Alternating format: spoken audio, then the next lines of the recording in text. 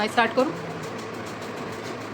Content ये मतलब introduction है forest in India, type of forest, important of forestry, deforestation, process of forestation, afforestation, social forestry, agro forestry. ये मेरा topic है पूरा फॉरेस्ट्री। ये बाउंड्री और अदर फ्रॉम इनहैबिटेड लैंड। जो फॉरेस्ट वर्ड है लैटिन वर्ड का फॉरेस्ट, फॉरेस्ट इसकी मीनिंग है कि जो गाँव जो क्षेत्र है उसके सीमा के बाहर का एरिया और आबादी वाले जो भूमि होता है उससे दूर, ठीक है। Forestry is a science and craft of creating, managing, planting, using, conserving and repairing forest and to land for associated resources for human and environmental management. Forestry होता क्या है? वनों और वनों से जुड़े सभी संसाधन और उसकी देखभाल, उसको विकसित करने के विज्ञान को फॉरेस्ट्री कहते हैं। Forestry of India. India is one of 10 most rich country of the world. Bharat के 10 सबसे अधिक वन वाले देशों में से एक है अपना भारत। वर है जैसे कि वन विहार नेशनल पार्क में संरक्षित वन पाए जाते हैं। अरुणाचल प्रदेश सेकंड में आता है अपने इंडिया में, जो कि मतलब ज़्यादा उससे घिरा हुआ है वन क्षेत्र से। Chhattisgarh and Odisha are other major forest covered in state, and Western Ghat is another bioactive forest covered in India above the Kudremukh national park Karnataka. मतलब वेस्टर्न घाट में केदारमुख नेशनल पार्क जो कर्नाटक में स्थित है। अब type of forest in India पढ़ेंगे तो मतलब मेन तो यही है tropical evergreen forest, tropical desert forest, tropical thorn forest, montane forest and littoral and स्लम फॉरेस्ट। और जैसे कि इंग्लिश में दिख रहा है कि mangrove forest and thorn and स्लम फॉरेस्ट, ट्रॉपिकल एंड घने जो ग्रीन है जो बहुत एवरग्रीन होते हैं, इस टाइप के फॉरेस्ट अपने मतलब इंडिया में पाए जाते हैं।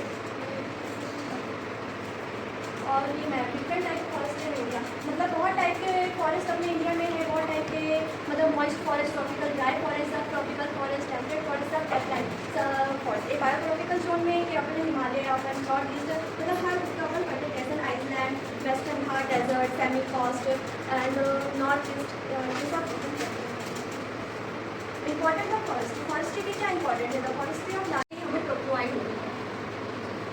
जैसे कि एक पेड़ ये ऐसा दिया है जैसे कि इससे हमें टिम्बर मिलता है, हैबिटेट, हमको खाने की चीज़ें, ऑक्सीजन, क्लीन साफ एयर, इरोजन कंट्रोल, ये सब हमें एक फॉरेस्ट मिलता है, ट्री से मिलता है। डिफॉरेस्टेशन, इसी के अंदर डिफॉरेस्टेशन क्या होता है? डिफॉरेस्टेशन का मतलब होता है कि पेड़ों को काटना, पेड़ों को उसके स्टैंड से पूरा काटना, इसे डिफॉरेस्टेशन कहते हैं। डिफॉरेस्टेशन करने के लिए कारण होते हैं कि जैसे कि उस जगह में हमको मतलब कुछ कारखाना खोलना है या खेती के लिए करना है। वाइल्ड लाइफ रिटर्न, ये अपने नेचर को बहुत इफेक्ट करते हैं, जैसे कि वाइल्ड लाइफ में भी वाइल्ड लाइफ जानवरों के लिए भी बहुत इफेक्ट करेगा। ये एसिडिक ओशन हो जाते हैं, ग्रीन हाउस इफेक्ट, बहुत सी गैसेज जो हार्मफुल होती है वो ज़्यादा होने लगती हैं, और सॉइल में इरोजन इफेक्ट होता है।